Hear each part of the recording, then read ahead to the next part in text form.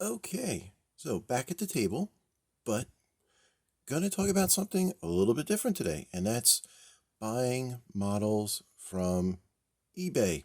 Yes, the unsung area of the internet, at least on my thoughts to buy model videos. Now, before I get into looking at these two kits, and these have some interesting stories with them, I'm just going to talk about buying things on eBay in general. Now, if you're like me and you've never purchased a kit off of eBay, it will be a new venture for you as it was for me.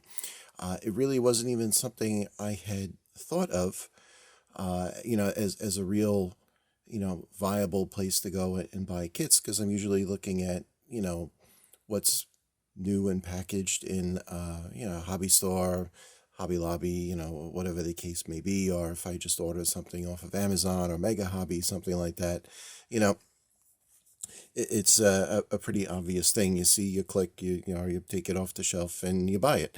Um, the idea of bidding potentially for a kit, I wasn't really, too keen on, but I figured, one time, I would give it a go. Now, I remember when I was a young lad back in the 70s growing up, and I would go into my local hobby shops. There were quite a few 25th scale kits with opening doors, hood, trunk, all of this, real interesting functionality that typically you don't see on modern kits that I'm aware of till you get to larger scale factors. So I went and I figured, oh, let me just do an internet search, 125th scale models, opening doors, and I started seeing these listings on eBay. So I went to eBay and, I started looking around. Now, call me a noob to eBay. Like I said, it's not something I've really looked at as a big time place for buying my kits, but I went on there and I started looking around and I noticed there were kits you could bid for and kits that just had a purchase price. Now, those are your two avenues to make your purchase. Being again, inexperienced, I found not this kit, but another kit. It was a later issue of the same kit, and it said to put a bid. There was a starting price, so I put my bid for a few bucks over that, and later that day, someone outbid me by like $15, and boom, the kit was gone, and that was it. So I figured, oh, okay, next time I'll wait towards the end of the bidding window to put my bid in. So I found yet another, this kit has been reissued many times, found another reissue of this kit, and I waited till the last day of the auction, and I put a bid in for just $1 above the sale price, the asking sale price. And I noticed there were two people, two different handles that whenever I put my bid in, within a minute or so, boom, they bidded me $1 over, outbid me by $1. So I played this game for, on and off for a few hours over the course of my day. I look and I get the emails, oh, you've been outbid. And I would wait and then, put another bid in. And sure enough, boom, I was outbid again. And by this point, the price of the kit had, piggybacked with all these bids to like $25 more than the kit. It had almost doubled in its purchase price. And I got to tell you, I was a little annoyed because I realized these people were using some type of algorithm that was automatically bidding ahead of me. And maybe I should have been aware of this, but again, not experienced with it. So I was like, forget that. So I got turned off to this whole bidding thing. Some people, I guess it's a great way to get a bargain, but to me, it just seems a way to escalate the price of what you're going to buy and for what point. Now, uh, just as a personal note, I don't like playing games with purchases of anything. whether it's a model or an actual car or a piece of wood, just tell me what the price is, and that's the price, and I'll pay it. And if I don't feel like paying that price, I walk away and I don't think about it. I hate haggling, and to me, uh, there is when there's wheeling and dealing, to me that's just an inherent dishonesty in a transaction. And that there's enough gamesmanship that you got to deal with day to day in the world, and I don't want that when I do something for my recreation. I don't do that with any of my book business. Not No, there's a price, and that's that. So I looked around and I found a few kits that were not for bid. They were for flat out purchase. And yes, the purchase price was a little bit higher than the ones for bid, but that was the price and that was it. And for this kit and for this kit as well, I saw them, I clicked purchase, my purchase went through, the kit was on my doorstep a couple of days later. You know, that's more my speed. Because then to me that's like buying something from, Amazon or Mega Hobby, or, going to my local hobby shop and, picking something off the shelf. I saw something, I was amenable to the price, boom, and that was it. Done. So, that lecture aside, one thing I will say is this: because eBay basically is a storefront for things you can't really find anymore that are no longer in production, for regular retail, you can find a lot of model kits that, you know, you may have seen years ago that have never been reissued since. And some of them you can find like these, basically new in the box. And it's like a time machine. It's kind of incredible. So, if you remember having built something, or in another video you see something that you've never seen before, and you find out it's an old kit that hasn't been reissued, eBay's really the place for you to go.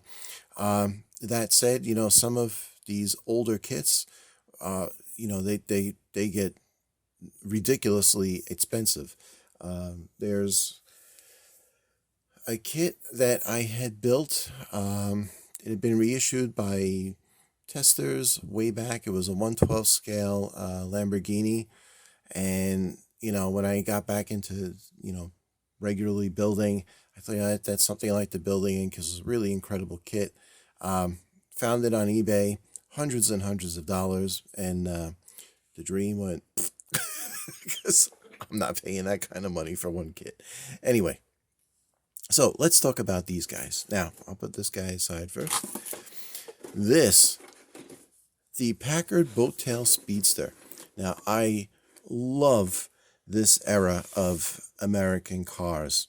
The long chassis, the custom body on chassis building process. The old wagon shops became car body builders, the coach builders. So, cars would be built, and then, just the raw chassis with a seat on it, driven to another plant where they built the body and put it on the frame. And, just really interesting time. And you had a, small group of manufacturers: Duesenberg, Packard, Cadillac before, GM and all that.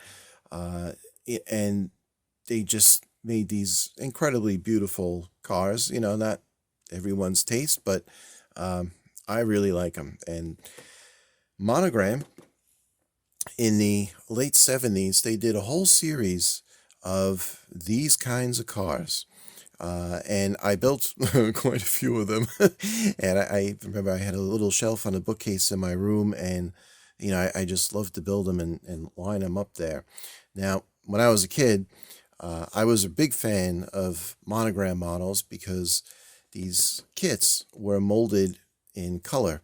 So, some of them, I liked the color scheme they were molded in. I did a little bit of detail painting, but other than that, I built it out of the box. And, again, looking at it in terms of my age at that time, I was very satisfied with the build out of the box. At this point in my life, I have way more patience. Maybe do a little bit more with it. But when I was looking around on eBay, this kit, remembering this kit, because of all the series, this one was my favorite. This boat tail design, is so unique. Just really beautiful car. I thought, let me see if I can find the kit. And here we go. And this kit, actually, the seller, they do estate sales. So this was, I guess, part of, possessions that were cleaned out of a house and put up for sale. And, it did not come shrink wrapped, but I'm going to pop this open real quick and we'll see in there. And here we go. The kit is here. Now, you can see the vendor, Brenda's Found Treasures. So give them a little shout out. Now, directions, of course, are, they have a little fading line on them because, they are just, about 45 years old, I guess, at this point. Here we go. 1976. Wow. Going back in time. And you can see these old monogram instructions, nicely illustrated and laid out. These kits always built well. And then we have the plastic, and you can see you get the dark brown, chrome, some clear, more dark brown. You can see there are some scratches here, so I guess I probably will be painting this. And you even get the two-tone complementary color for the body.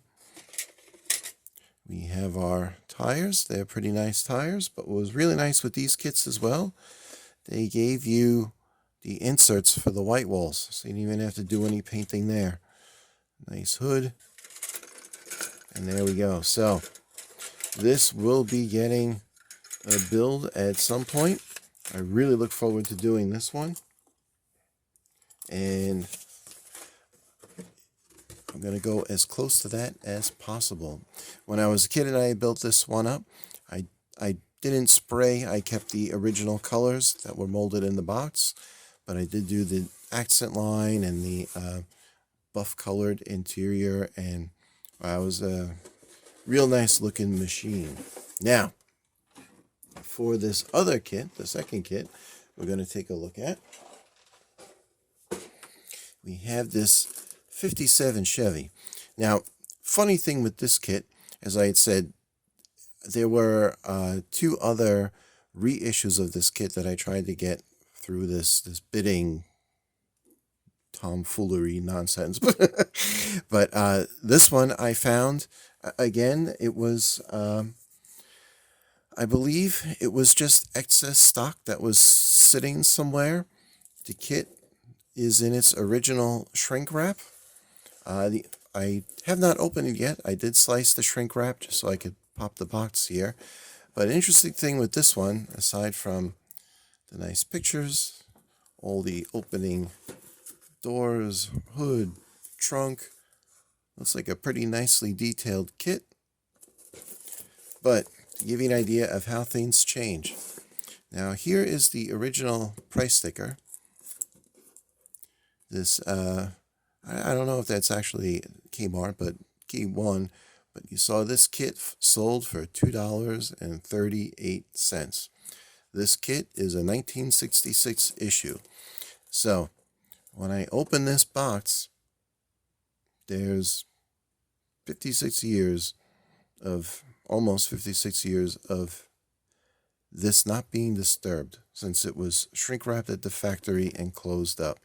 And that's pretty neat. Some of the AMT kits that I've built, I've talked about how the original tooling on the kit was, from before I was born or whatnot, but, they were reissued, so it was a new molding and, a new kit. This is not. This was built, the kit was, manufactured, closed up way back in that time, sealed up, and it's been that way ever since, And to me, in a way, this was like, in the 70s, sort of the golden age of, Revell, Monogram, those companies where could get these kits with all this functionality and detail, and these were really interesting builds. I'm hoping it goes together as well as I remember, but we shall see. So, gonna open this up, and hopefully I won't get killed by mold spores. But wow, and here we go. So we have some tires, and look at that. We have a shaft that actually has a little corrosion on it. Wow, that's wild. And 2 pins, also with a little bit of rust on them. But hey, the tires look in good shape. I've heard sometimes with these old kits that people buy them and the tires partially, melt or liquefy, whatever process they went under, and you just get this pile of black goo instead of tires, but they're in good shape. And we have the body itself. Plastic does not feel brittle, and if you look at it, look at that. That is pretty nicely aligned. It does not look warped. No settling over the edges. All right, it's got a little twist this way, but I would expect the same if it had been molded last week as a new reissue. So, got a nice body side detail for Bel Air. I don't know if the light can catch that. And we have some cleanup that'll need to be done. But otherwise, considering this came from, what was, and this is not the original issue of the kit. So the tooling on this kit probably goes back 60 years. And there you go. They did a good job with this. Look at that. You'll notice, unlike today's kits, nothing is packed in its own plastic bag. The pieces are just in there. And, there are various hinges. And again, plastic does not feel brittle. Sometimes, with plastic kits, and I even remember this way back when I would build some old kits, you would get these, the plastic would start to get brittle after a while, and you'd be working with it, and stuff would just snap on you. We got nice ribbed molding for the floor mat. For the trunk mat. And we do have a nice texture for carpeting. So look at this. I hope you're finding this as interesting as I do. Now that is a beautifully molded dashboard. Look at that. Nowadays, with laser etched moldings and all this computer aided design, you expect high detail on your parts. But here, this is probably all done by hand. That's incredible. It's real craftsmanship in the making of the model itself. Now, there is quite a bit of flash here. Oh, look at it. They made one big sprue and then folded it over. Interesting. There's quite a bit of flash here, but it looks to be pretty easy to clean up. Oh, check this out. How they molded the engine. They have the crankshaft detail. I guess if you wanted, you could build it with the hood shut. It's like a curbside model. And you could have the engine on the side on display. Look, with the pistons sitting in the blocks, camshaft with all of that stuff exposed.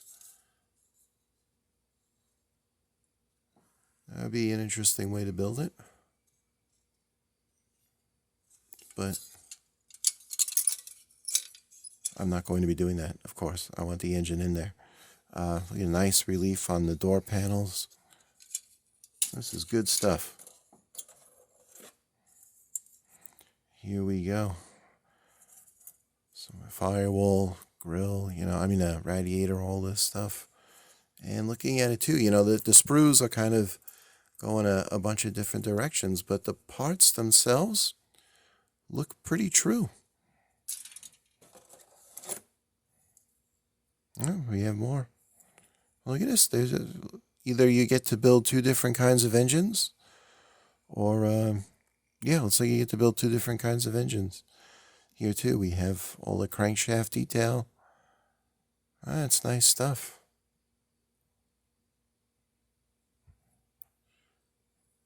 On the cylinder heads.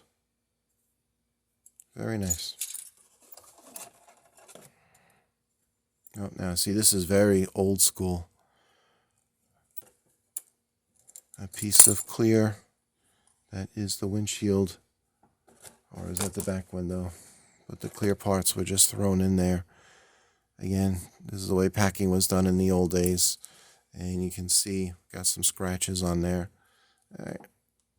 Apparently there are ways to get those scratches out, so I guess I'll be doing that research. And then last but not least, we have some instructions. Now check this out. Join Revell's All-Star Race Team.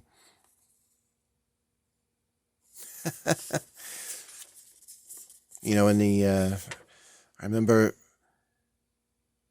buying models in the old days, and okay, this was actually